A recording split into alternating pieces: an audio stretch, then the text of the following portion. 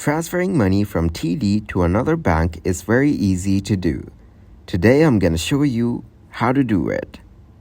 So first of all, log in to your TD Bank online banking account. Here, you will get to see a transfer or send money section. So go to the transfer or send money section. From here, what you need to do is select external account transfer or transfer to another bank.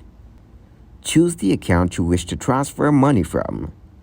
Enter the recipient's bank account details, including the account number, routing number, and bank name.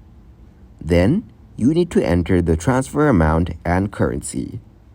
Review the transfer details and confirm the transaction. You may need to schedule the transfer in advance depending on the bank. So this way you can easily transfer money from TD to another bank.